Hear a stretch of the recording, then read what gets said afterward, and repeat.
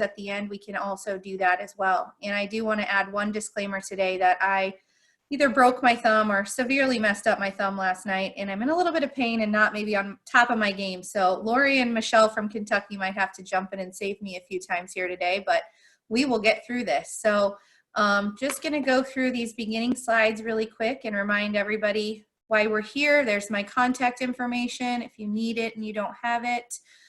Just a reminder that we're here to really give you all as CEOs an opportunity to ask questions and seek for clarification on anything that you're working through, and really allow for you all to connect as well and work together, and for us to provide any additional guidance or explanation on the things that we have been working and sharing out with you as we kind of work through what we're doing. So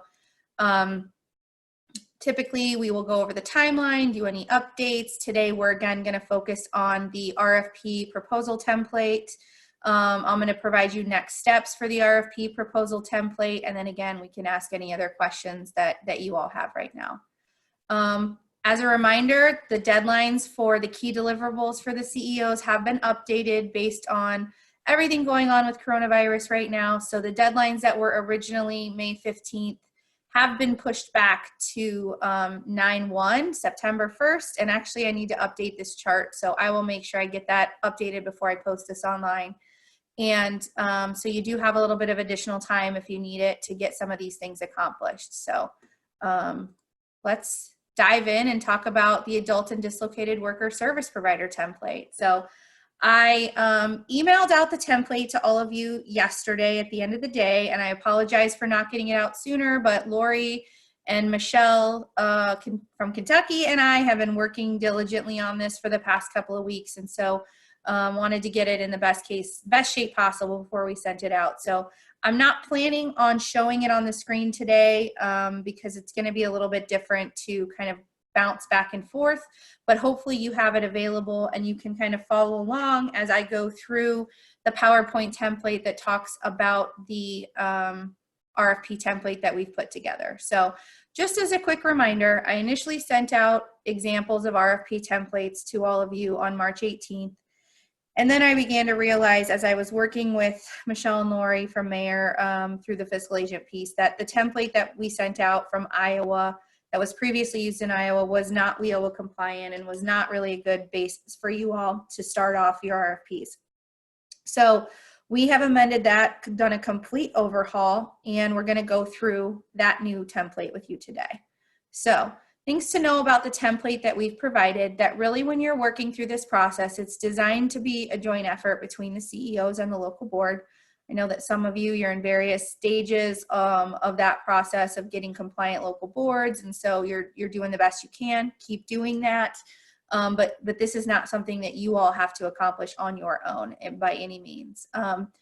As a reminder, IWD's policy approved by the state board requires that service providers for all of the funding streams, adult, dislocated worker, and youth, are to be competitively procured. But also as a reminder, we have made an exception to that through December 31st for you to appoint a service provider right now. If you need to do that, you have a couple of options, right? You can either extend the current existing contracts you have with the existing service providers to December 31st. You can appoint a service provider through December 31st if your current service provider is not willing or able to maintain service provision in the next few months, or you can complete the RFP process. So you have flexibility, but in the long run, at some point by December 31st, all local areas will have to gone through the competitive procurement process for adult DW and youth service providers.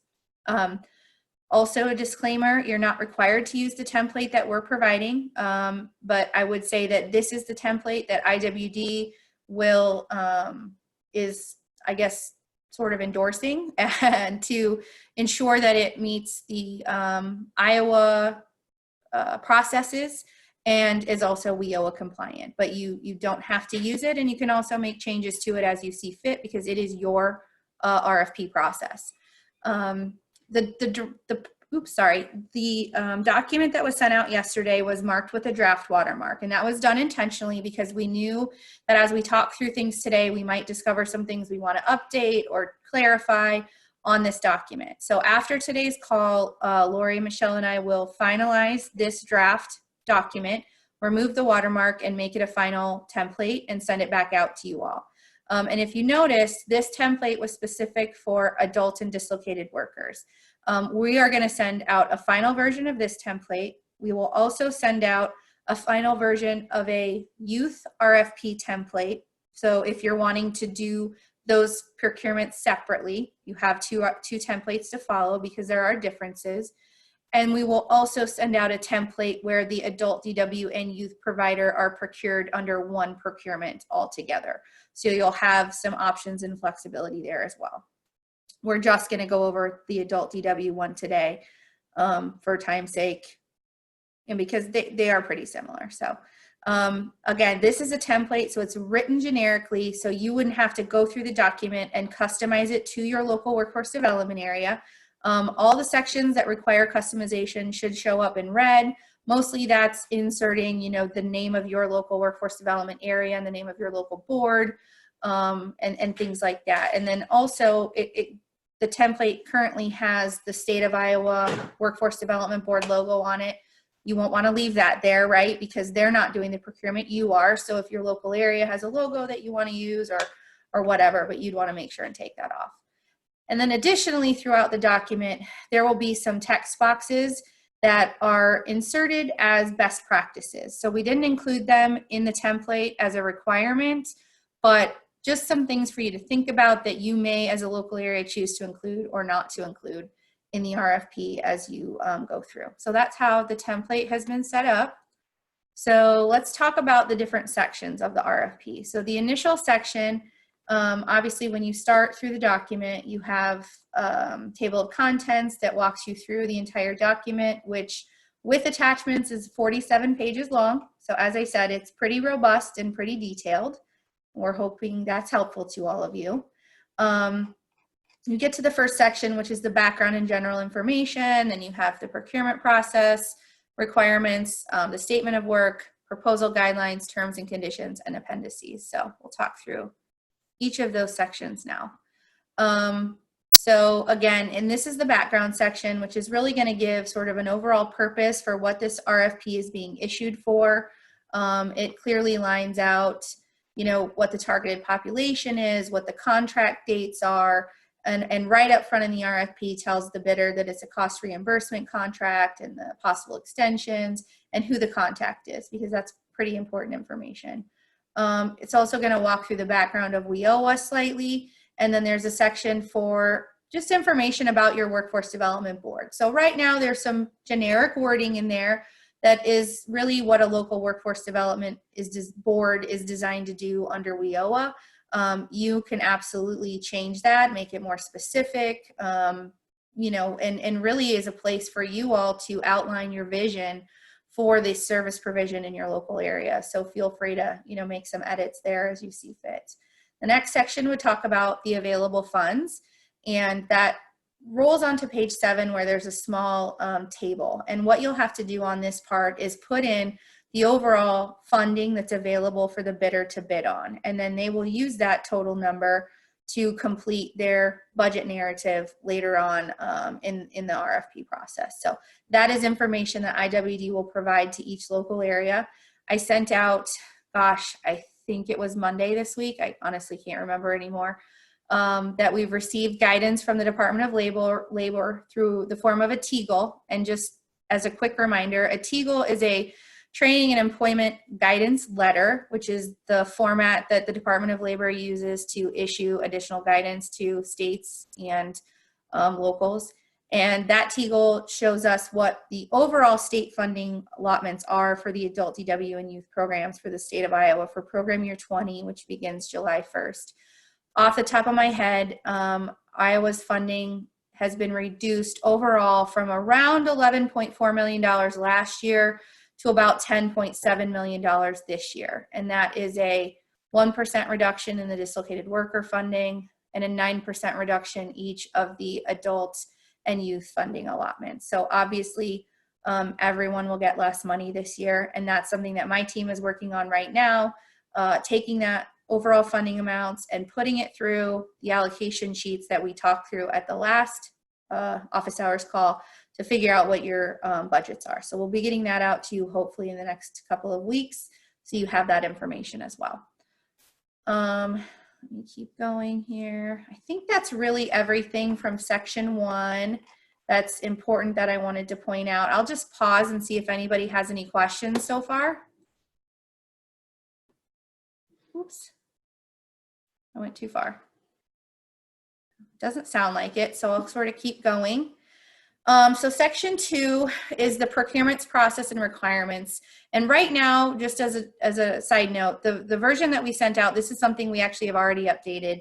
The title of section 2 and the document you have is currently called submission requirements, and that title just really doesn't fit what's within this section. So we've updated that, so you'll just notice that slight change when we send out the final version of this. But this section is really where it's outlined what is expected of the bidders during the procurement process. So it's going to go through what eligible organizations can apply for the bidding. This is one of the first sections where there's a best practice pointed out that you might want to set some limits for. If it's a nonprofit entity, they have been incorporated for at least 2 years, or a for-profit entity must have been incorporated for a certain amount of time before they can apply. Those are things that you can work out and decide whether you want to include or not. So there's some information about bonding, which I know has been a topic in the past for you all, and some information about language for different insurance policies and things like that. Also, the way that we have chosen to structure this RFP template is around the use of a mandatory bidders conference, which is just a process that is a common way for RFPs to make sure they're being transparent and providing the same information to all potential bidders regarding questions and answers and things like that. So that's how this section has been lined out. There's some information about ex parte communication, right to cancel, and things like that. And then what we move to is section 3 of the RFP. And section 3 is the statement of work. And this really is the guts of the RFP and where the majority of the information lies. And the statement of work is really designed to outline all of the approaches that you want to have taken when bidders are saying how they will provide adult and dislocated worker services in your local area. So it details out really all of the services that are being required and how you expect those services to be provided. It's going to include information on, you know, the different types of services available under adult and dislocated worker, from basic services, training, supportive services, rapid response, all of those things. And then it also is going to get down into some specific information about performance negotiations. And that is something that a process that we will undergo together eventually is establishing performance goals for the individual local areas across the state. But so this information is provided to the bidder within the RFP so that they're aware of what the expectations are that they have to meet when they are applying to bid on the project. So let's see here. There's also information that I just want to point out in this section. The main WIOA primary indicators of performance are not up for negotiation. Those are required performance targets that have to be met, and that part would have to stay in the RFP.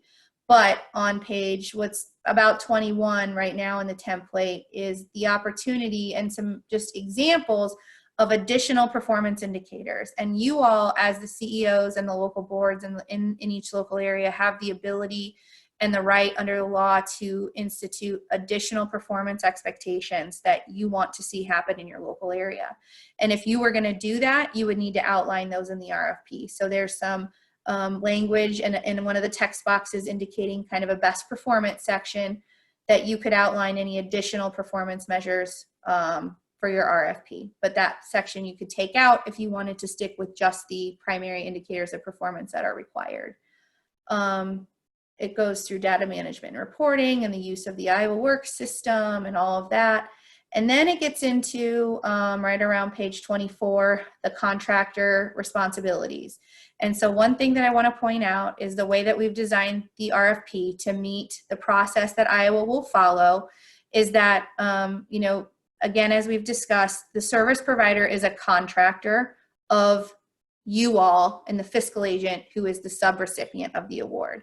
And so if you decide as a local area that you want your contractor to be able to utilize subcontractors to provide services, you will want to outline that in the RFP.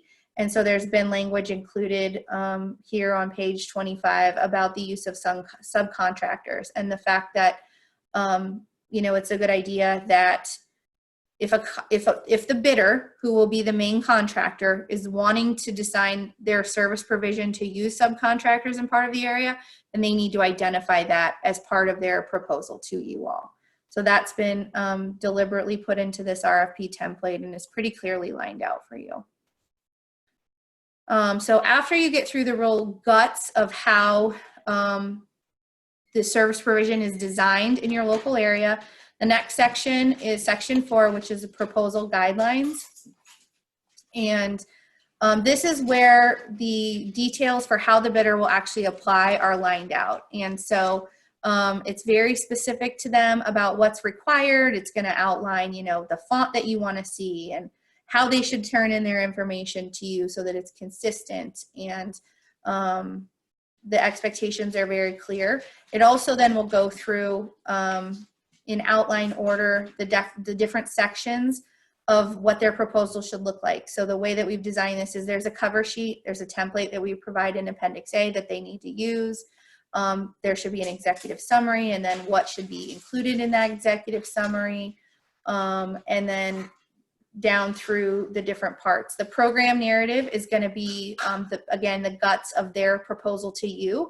And that's going to follow everything that was in that statement of work section of the RFP template and go down through to budget narratives and budget forms.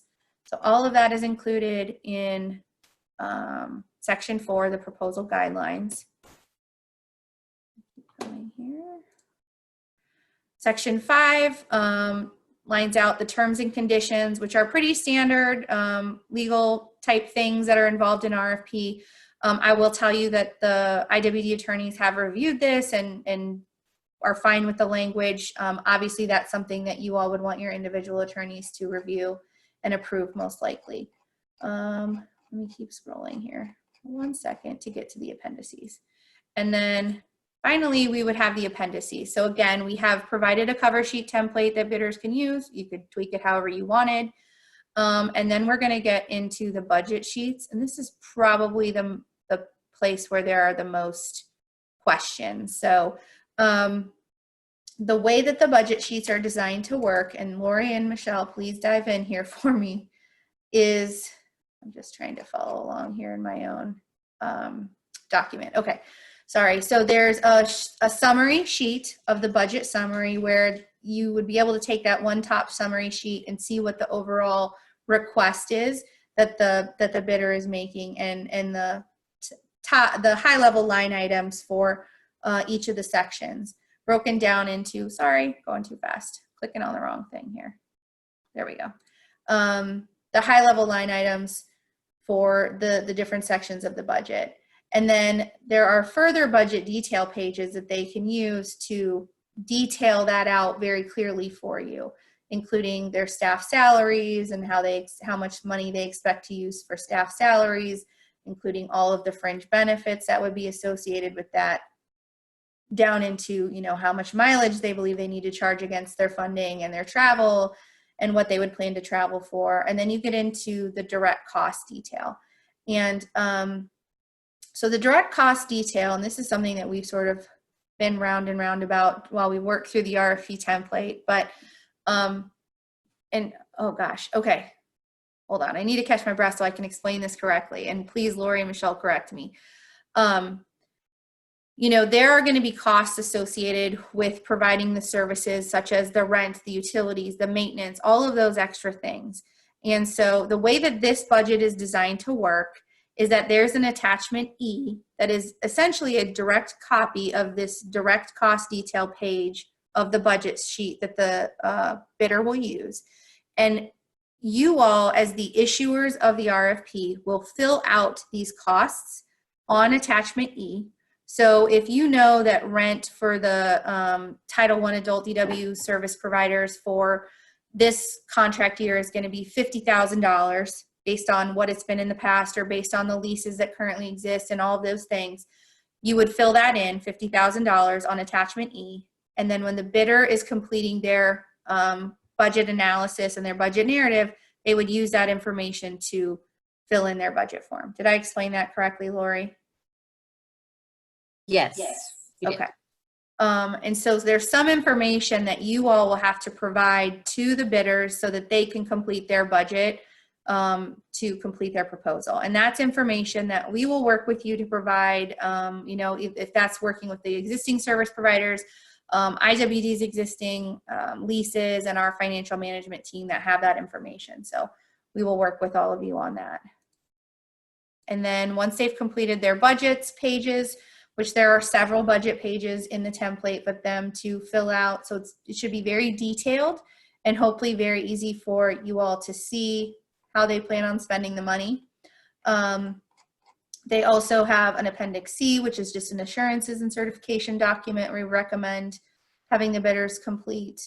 Appendix D is the evaluation and criteria. So part of your RFP process should include exactly how you will evaluate their proposal so that it's very transparent upfront what they will be evaluated on and how they will be evaluated.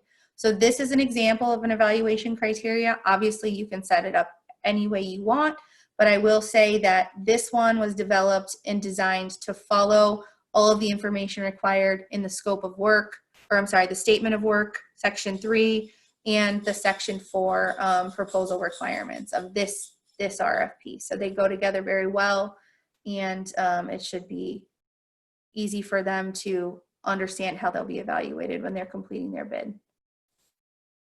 And that is really it. That is our new template. It's 47 pages long. It's very detailed, much more robust than the template that was provided the first time around.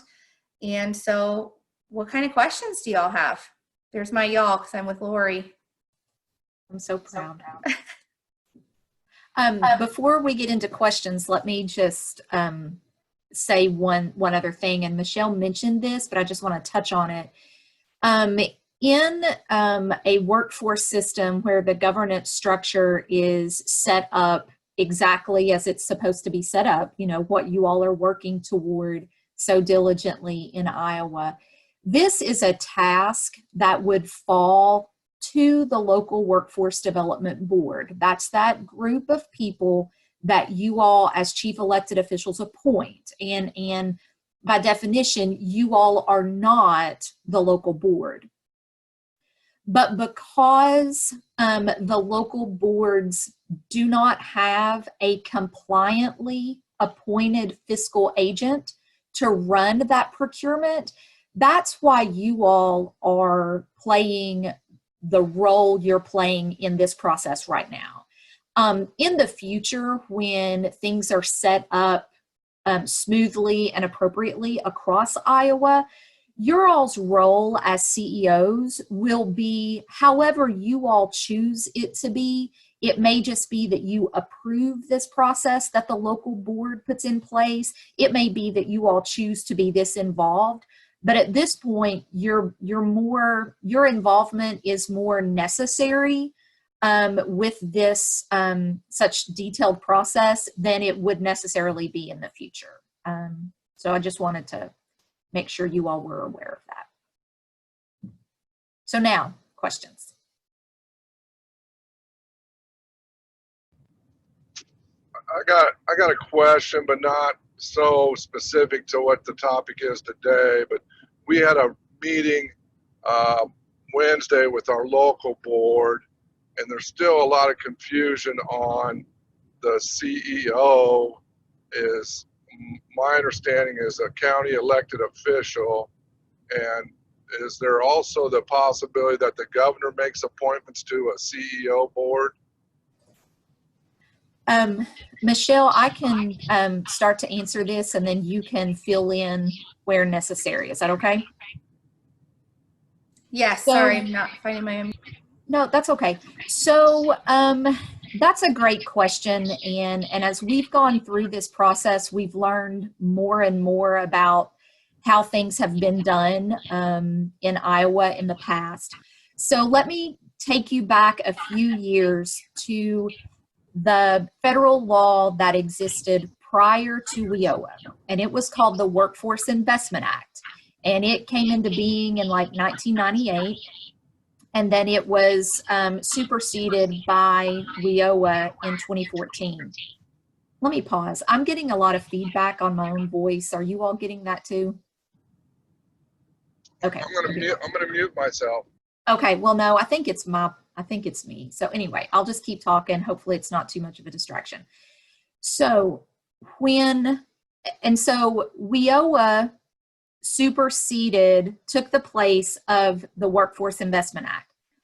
When the Workforce Investment Act was active and official, and the law of the land for federal employment and training programs, there was a process in Iowa that said that the governor appointed local workforce boards. There was even Iowa code that said that. However, that code was in support of a federal law that has sunset, that is no longer active, and that is no longer funded and no longer implemented. There is no longer any active requirement in Iowa for the governor to appoint local workforce boards. So I know that there's been some confusion about that, and so we've been able to do the research and figure out where that came from. Let me also say that even when that Iowa code was enacted and was effective, it was not compliant with federal law. Even before WIOA, the Workforce Investment Act specifically said that local elected officials, county elected officials such as yourself, were to appoint the local workforce board. So even when it was an active process for Iowa, it wasn't compliant with the federal law. But that was in support of a federal law that's no longer active.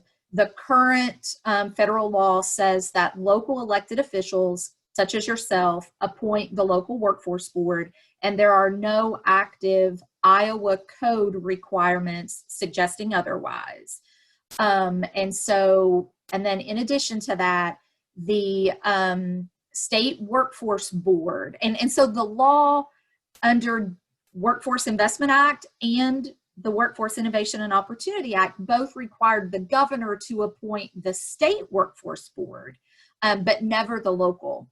That state workforce board in Iowa has adopted a policy that says that for the purposes of Iowa and for the purposes of chief elected officials in Iowa, those would be defined as the chair of the county board of supervisors or that person's designee from within the board of supervisors. So that's who is doing those county elected official duties in the state of Iowa, in all 99 counties. I know that was a long-winded answer. I agree, Lori. And the only thing that I will add is that in state code, and it's in section 84A4, I'm looking at it right now. It's talking about the establishment of the local boards, and under state criteria, it says the governor, in partnership with the state workforce development board, shall establish criteria for use by CEOs in the local workforce development areas for appointing members. So state code is very clear that the governor just develops that criteria, which, as Lori mentioned, was done through the state workforce development board approving the WIOA governance policies that are in place and that we have been training you to follow. So there should be no governor appointing CEOs or appointing board members. Okay, with that being said, is there a, oh, I don't know, who's the gal, it's a gal in charge of the workforce development in Iowa, right? Lynn Schrader, the board. Yeah, is there a Sarah that works for, is there a Sarah that works for her that's in the legal side? Does the legal work for her or something? Sarah? Maybe I don't have that name right, but she's given, someone's given out different information, which is, I told him get a hold of Michelle. Yeah. Get it clarified, because Kayleen and Lori Shields over here on our local board are still have been told different information. So. Okay, yeah, I mean, I am not aware of a Sarah. I don't know, Mike or Linda, if you're aware of a Sarah. Shelly Evans is she acts as. Maybe it was Shelly. Okay, that's the only S name I could think of. So I'll check with Shelly, or if you have any emails that you could forward to me that I could look into, that would be great too. Well, this just came up at our meeting, our Zoom meeting on Wednesday, and the mayor, which is a great person, said that the governor had appointed him, and he's been a CEO of our region for.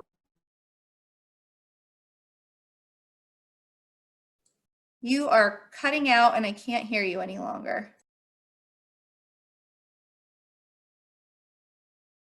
So it sounds like he's a CEO. So before the state workforce board adopted their policy on what defined CEO, that there were mayors that were. But last September, the state workforce board adopted that policy on basically a definition of a chief elected official. And it is the chair of the county board of supervisors or a designee from within the chair. So it eliminates mayors being chief elected officials. It sounds like some individual work just needs to be done within that board. And Michelle, if you don't mind going back to the slide that has the dates on it, all of the chief elected officials need to be working through reappointments of local workforce board members. And the deadline for that is listed there, and in adherence to the guidelines that have been put out around membership and those sorts of things. So it sounds like just some individual work needs to be done with that. And the deadline is now September 1st, so it's not correct on this slide, but I will get it corrected. And Scott, is that you who has been asking the questions? It certainly is. Okay. Well, I can also connect with you offline, Scott, and we can figure out what's going on in your area. Well, I'm almost betting it was at Shelley, and we can connect offline. So. Okay, I will reach out to you. But with that being said, at the end of the day, it's not large city mayors aren't on the CEO board. Correct. Correct. Okay. That answers that question. Thank you. Michelle, there's a question in the chat from Miranda. And do you want to answer that? I am just reading it. So if you want to, let's see here. So Miranda's question is, under the National Dislocated Worker Grant section, it speaks about the service provider negotiating staffing levels with the fiscal agent. Shouldn't this be negotiated with the board? I believe in our area, we are not going to delegate the responsibility of procuring contracts to the fiscal agent. Lori, I'm not sure I can answer that question. I'm assuming negotiating staffing levels has to do with budgets, and that's why it maybe says the fiscal agent. Like negotiating the need for additional funding for additional staff. That would be my guess too. Typically, if we get National Dislocated Worker Grant funding, there is additional funding that comes with that. So I think it would be a discussion around how much of that funding should be used for staff versus providing services directly to the participants. And Lori, would there be anything wrong with changing the wording to the local board instead of the fiscal agent in that section? I don't think so. And I will certainly take a closer look at it, but my first response is really similar to what you said, Michelle. And then the other piece, in that particular situation, or in all situations, the fiscal agent is acting on behalf of the board. And so the fiscal agent shouldn't be making decisions that are contrary to the board, and they would be making decisions, they would be carrying out decisions made by the board. So Miranda, I think to answer your question, I don't think it would be wrong or inappropriate or in violation of that section for the local board to handle that differently rather than handling it through their fiscal agent. But we can certainly take a look at it and give you a more clear answer. This is Jack Willey from Jackson County, Region 9, and I think that's really important to get some clarification on that issue. So the sooner the better. Okay, sure. Thank you. Yep.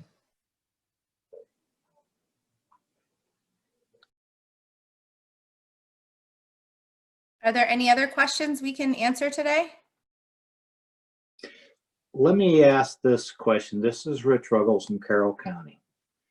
And I'm trying to get this totally in front of me. As we as supervisors, as chairmen, or a designee from our board can serve on this. Is that correct? So let me make sure that we're saying the same things. So in Iowa, you all have a history, and it's not wrong, but it's just part of your all's history of referring to the grouping of elected officials as a CEO board. And I think that going back to the question that Scott asked earlier, and the explanation that I was giving around stuff that was put into Iowa code, I believe that it was put into Iowa code that the grouping of CEOs would be referred to as a CEO board. That is not to be confused with the local workforce development board. The federal law lays out very specific expectations on what types of on who can serve on the local workforce development board, and it must be 51% private sector. So that's that.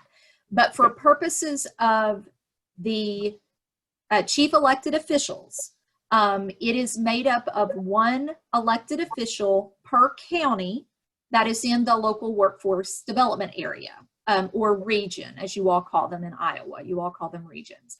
And so if you have a grouping of 15 counties in your CEO group, you will have 15 members, one from each county. It is, by definition, it is to be the chair of the county board of supervisors, or if that person doesn't want to serve or can't serve for whatever reason, it is that person would then designate another supervisor from their county to serve. But that person cannot designate the mayor. They cannot designate the economic development director. They cannot designate their next door neighbor's hairdresser. You know, it has to be a supervisor. That makes perfect sense now. Okay, Yep. Thank you. Yep. But Lori, the question was asked on our Zoom meeting. You're saying that the CEO group is not a board, and I'm not sure the gentleman's name that was on our Zoom meeting, Wayne Miller, you can help me on this, but he's claiming that we really need to be a board with the 28E agreements established between us and so forth. Is that? Sure, yeah. So there is no requirement in the federal law that the group of elected officials, such as yourself, organize in a formal way and be a board, whatever being a board means. There's no requirement from a federal level to do that. There is currently, as it relates to WIOA, no requirement in Iowa code that requires it. There has been previously, but it was relative to an old law that is no longer in existence. So that's the first level. That being said, there's nothing wrong with you all organizing as a board, but I tend to stress this issue probably way more than you all want me to, because you're then talking about two boards. And I think that there has been some crossover between the CEO board and the local workforce development board. And so there became these habits and these processes of the CEO board meeting at the exact same time as the local board. And that's neither right nor wrong, but it's also not an expectation from the federal perspective or from the state agency. So long answer, I'm trying to condense it. There's nothing wrong with the CEOs being organized as a board and whatever that needs to mean for an organizational structure in the state of Iowa. There's nothing wrong with it. It's not in violation of any federal mandate. But just make sure that you are separating the role of the CEO board from the role of the local workforce development board. The two are not the same, and they have very different responsibilities within the law. And you all have financial liability, whereas the appointed local workforce development board does not. So that's the deal. Just make sure you keep them separate. And one of the things I will just follow up on again with my attorneys to make sure, I think we clarified this back in the fall, but whether Iowa law surrounding 2080 agreements requires you to function as a board or not, right? So I will just clarify that part as well and put it out in an email. But as Lori stated, WIOA does not require you to function as a board.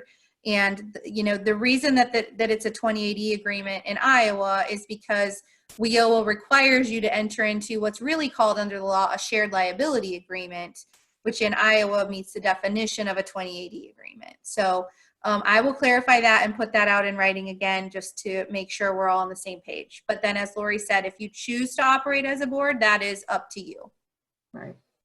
Just make sure you follow whatever expectations and requirements there are from the appropriate entities and organizations within Iowa. If you're organized and formalized as a board, just make sure you're following all of that, whatever that may mean.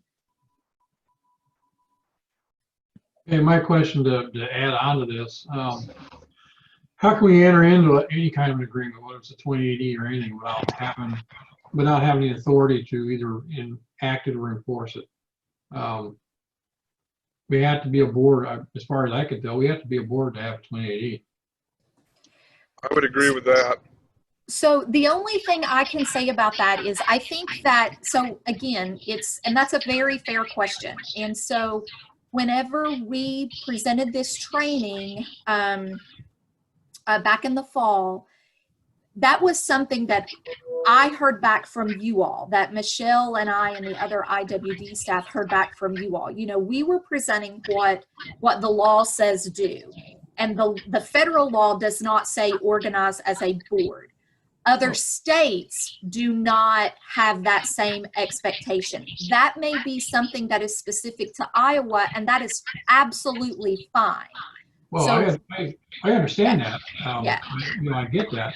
But it seems to me that within Iowa, I cannot enter into agreement as a private individual with a government entity through a 2080 without I have to be legitimate. Private citizen off the street is not going to walk over into a 2080. Right.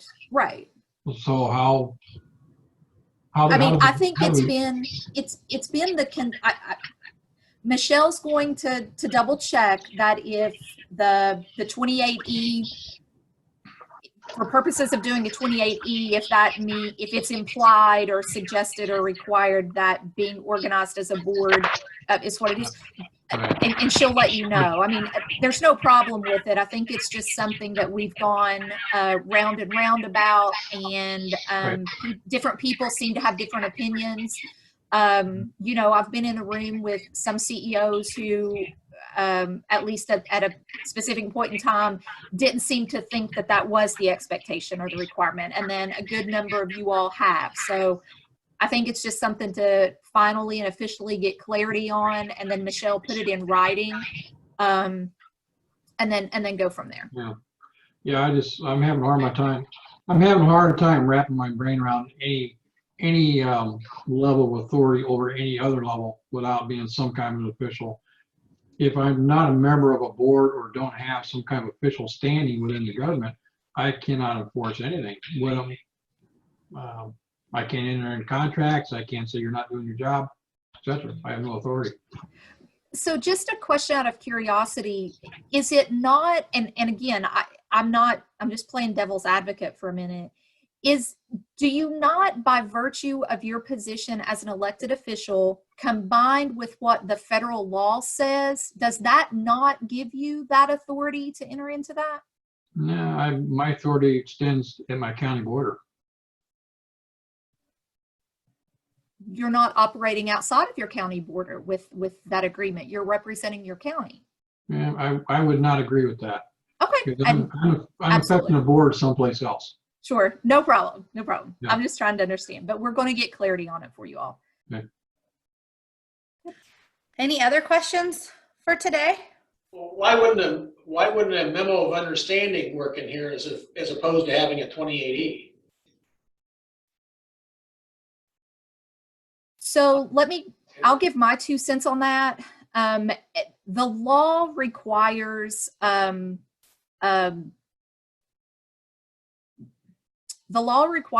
interlocal agreement, and it talks at some point about it being a shared liability agreement, or it's an agreement that talks about shared liability and some other things. When we began presenting this information, and it really wasn't even the first training that we did. I think it was maybe the second one. It could have been the first. I don't really remember. Anyway, it was the CEOs in the room who said, well, that's a 2080 agreement. We have to do a 2080 agreement. So we then, me with Mayor and the IWD staff, then just began saying that back to the other CEOs that we were training, because that seemed to be the consensus that from every CEO we were talking to, that was a 2080 agreement. So, and I know that sounds crazy, or it may sound a little bit silly, but it's in Kentucky, and you all heard me talk way too much about Kentucky, but in Kentucky, we call them, our county governments call them interlocal agreements, and they enter into interlocal agreements for any number of things that they may be doing with the county next door, or between a county and a municipality, and those sorts of things. They don't seem to be as, the county elected officials here don't seem to be as adamant that they can't have conversations with the county next door without having that in place. A lot of you all seem to feel very strongly, and Wayne is addressing that some today, that in order to operate on behalf of your county, you had to have it. I mean, I think a lot of this is all going to be answered internally in Iowa.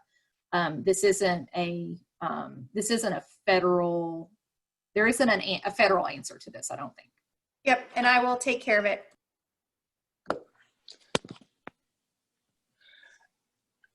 I guess this is Jack Willie. I guess I'm listening to this, and I'm looking at all the materials that we've had. I think my stack from Iowa Workforce is now 5.5 inches thick. But I guess the thing that I'm missing, I guess, is what the role of the CEOs is after we form our new board. We just formed our new board. They're going to have their initial meeting. the CEOs are going to join that just to welcome them. Of course, we're going to have to do it by Zoom. We can't do it face to face at this point in time. But after that, from the beginning, we were told that the financial responsibility was the CEOs. I guess if we don't have, whether it's called a board or a group or whatever you call it, and we get consensus from those individuals on how we're going to allocate the funding, what really will we be doing? That's a great question. We're looking at, you know, the board. We've all gotten copies from Miranda on the workforce, Title I, Title III, Title IV, all of that material for us to review. But actually, it's the workforce board that would actually approve them. And so once we get all of this, you know, and I guess I can probably speak for every one of the supervisors that is listening today. Iowa Workforce is one of the 12 boards that I serve on outside of the Board of Supervisors. And, you know, I've never had such a role as I'm having with this. And it certainly wasn't my background. And so, you know, I think it's important that we know what is expected of us once we've realigned with another group to form a new region. And after that board's been put in place, I want to know what the responsibilities of the CEOs are after that. Okay. That's a great question. And let's just take just a second and realize how far you all have come to even be able to be talking about that now, because you all have done so much work to get to the point of even that being the question. So I think that, Michelle, we can probably work with you to repackage some information or highlight it in a different way. Really, Jack, to be honest, this work that you all have been doing is initial foundation building work. And you all have had to go back and do it because of those compliance issues that the U.S. Department of Labor identified, and Stacy O'Keefe from the U.S. Department of Labor regional office in Chicago came or at least was on the phone and talked with each of you all about.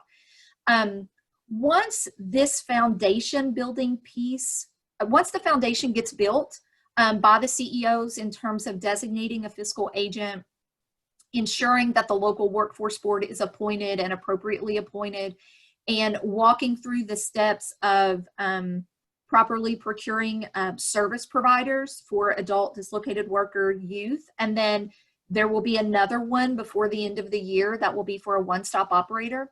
Once you all that you all will do in conjunction with the local workforce board, once you all do that, your all's role is very much high-level governance and oversight. You all, unless you all choose to be actively meeting every time the local workforce board meets, and involved in the day-to-day operational decisions, which hopefully you all set up good structures and accountability to where you don't feel like that's a necessary thing. Your role is going to, the time you spend is going to greatly diminish. You're then going to be in this high-level oversight role where you're approving budgets. And, that may be a little bit of a time-consuming process once a year, maybe. You're weighing in on how the system is working, and you're ensuring that it's meeting the needs of the employers in the region. But your all's work is really front-end heavy, if that makes sense, with what you all are currently doing and have been doing. And once you all get through these phases, it's really the high-level oversight with some annual approvals of some things. And I don't mean, whenever I say approval, I don't mean a rubber stamp sort of approval. You all will decide how you want to work alongside that local workforce board to give approval on some of those things. But your role is going to be, your time commitment is going to be much, much less. And I just want to point out, Lori, I don't know if you noticed, but I pulled up the original CEO's an orientation training guide that details out what those roles and responsibilities are. And it's in that original information. And I think that right now, because of this transformation and because you all as CEOs haven't been involved to where you need to be for so long, that there is a lot of stuff that's happening right now to sort of right that ship. And as Lori said, we've come a really long way and you're doing a phenomenal job. But, you know, the whole point of you guys appointing a local workforce development board is for them to do that sort of day-to-day work and for that staff to the board. And that's why we keep stressing that the staff to the board has a very integral role and will have a full-time job to do these things so that you all aren't doing it for them.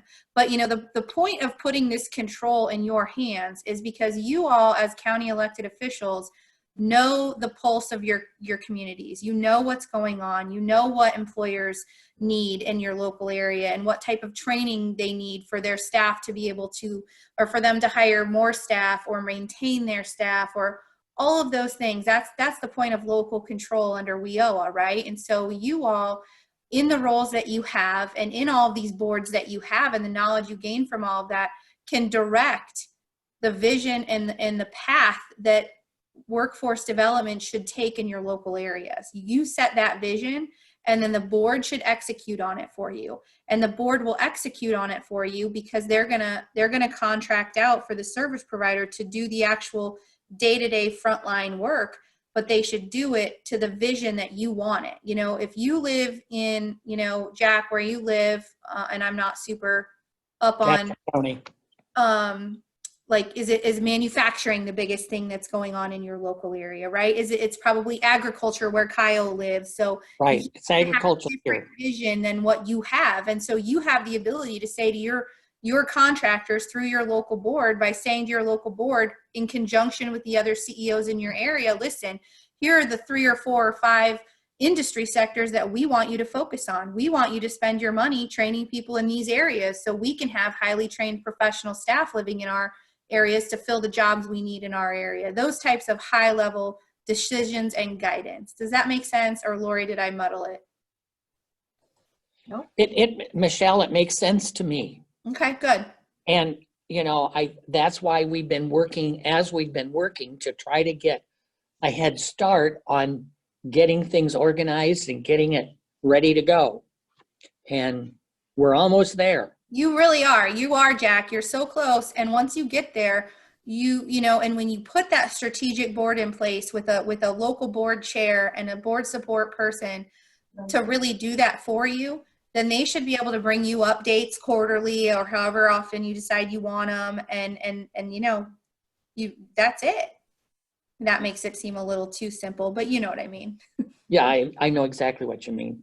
But our our CEOs, whether we're called a board or just a group, we have talked about how we're going to deal with the future with the board that's been appointed. And I think that everything should work out just great, but it's just getting to that point. So I'm glad that May 15th is coming up quick so that you can approve us as a merged group and we can proceed. We are on the agenda for May 15th, so we'll get it done. Great, thank you. Awesome. And I've enjoyed these Friday meetings.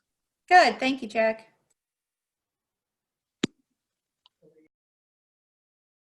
Kind of bouncing off of what Jack has said in regards to our local workforce boards, I believe there's become a disconnect because of the new law and compliance with that.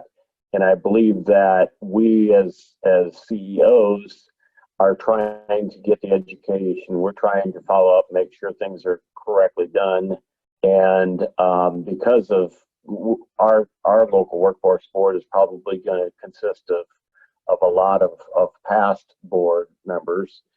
And so I believe that there's some disconnect. They've almost felt like they've gotten run over in this process a little bit. And so it's almost like, well, they've got the responsibility now. We're backing out until they tell us what we need to do.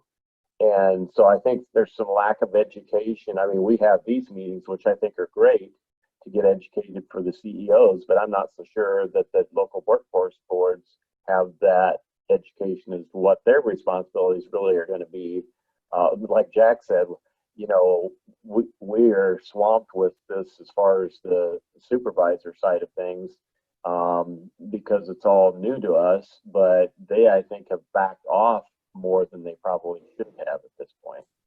I think that's a really good point, John. And it actually reminds me to remind you guys that part of our project plan all along was to do very in-depth local board training, similar to what we did with all of you back in the fall. And that was actually scheduled to happen the first week of June. And then COVID hit and everything sort of went haywire. And knowing that we can't have in-person meetings, we've had to shift focus. We also shifted focus to start working on the RFPs and some of these other things. And, you know, it's this, I hate to say it again, but it's this like 40 balls in the air. Which ones can we catch and which are the most important right now? So the local board training is still part of our contract with Mayor and still will be executed on. We're hoping to be able to get that done this summer, even if it has to be done virtually. And so we are still working on that. And in the meantime, I actually have a draft email in my inbox right now for some resources that are available to local boards for what their roles and responsibilities are, how they can be strategic and things like that. And I had sent an email about workforce GPS last week, I think, again, reminding you guys that there's a really good website that has a ton. I mean, it's just more information than you could ever absorb. And if you go on there and you just put in search local workforce development boards, there's a ton of stuff. And that's what I'm going to be sending you, some of the more important links. There's even an exercise that local boards can do about how they can work towards being strategic boards for doing some of these things we've just been talking about. So in the meantime, I suppose, until we can get the actual mayor local board training on the books again, there's some resources for you to use in that regard. And, you know, I mean, if at this point, if you have a board chair that is in place and has been appointed the right way and you're following all those things and you want to invite them to this meeting, I am not opposed to that. Obviously, the more people that understand that, the better. You know, one of the things that we've really tried to focus on, I'm sorry, my husband just got home from the grocery store. I hope that's not too loud. One of the things that we've really tried to focus on is making sure that the communication is coming down from IWD to you all, and then eventually really to your local boards and probably your board support staff, right?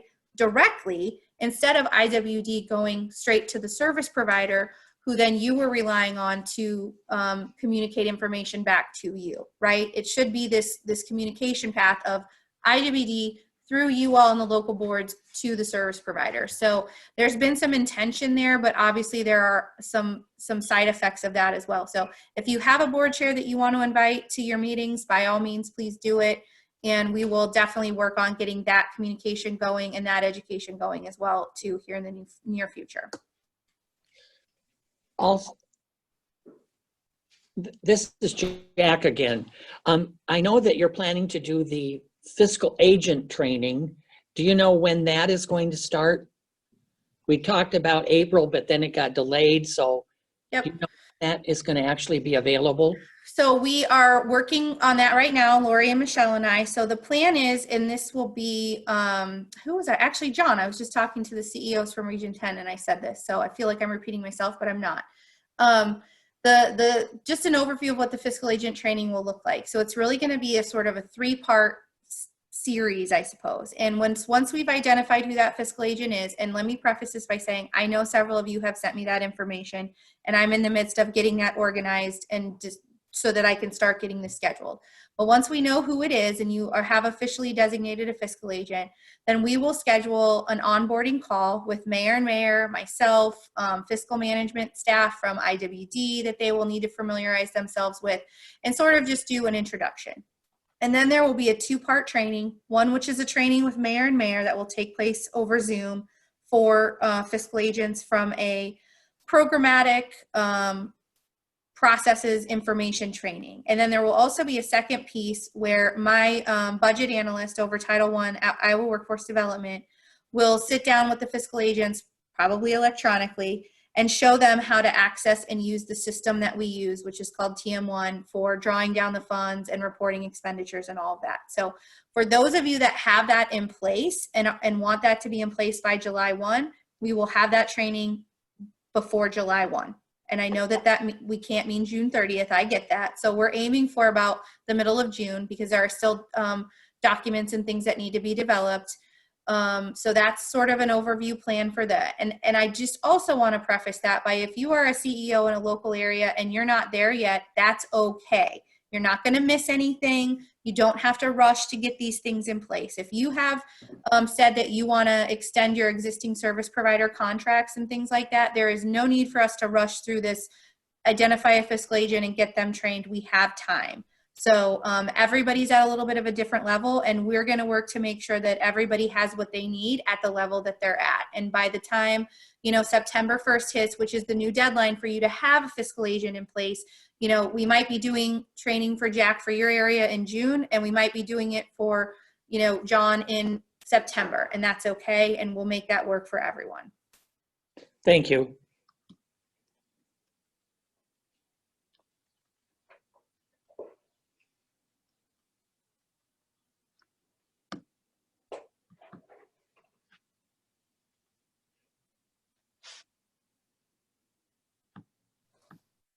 Any other questions?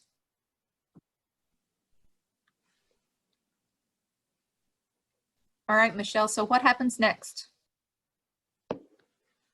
Okay, so what happens next is we are going to take any of the comments and questions that we got today. And I know, Miranda, you put a couple more in the chat, so I'm just going to take those offline and we'll make sure we address them and either update the template or I'll email you some answers. But we're going to update the template. We're going to adjust the template so that it would be a template for a youth RFP provision, and we'll also do a combination adult DW youth template, and we'll get those out to you. I am hopeful early next week, because I know that there are some of you that want to be moving forward, and that is definitely our next steps at this point. And then my next step is also to work on the contract templates that we will be needing to put in place as we move forward.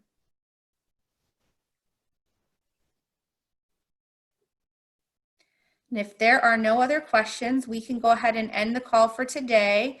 Thank you again for being patient with this template, but I do think that it's ended up to be a really good product and hopefully will be helpful for you as you work through all of this stuff. And again, if you have any questions, please let me know.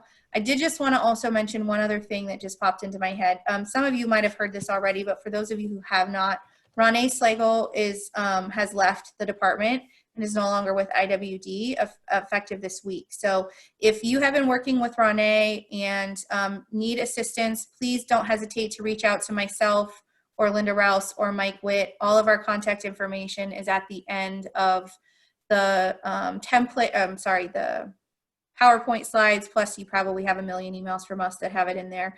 And I will also be posting the recording of this call and the template and the PowerPoint slide on the state board website next week. So you'll have it for future reference as well. All right. Thank you. Everyone. I hope you can all enjoy the beautiful weather this weekend and stay safe.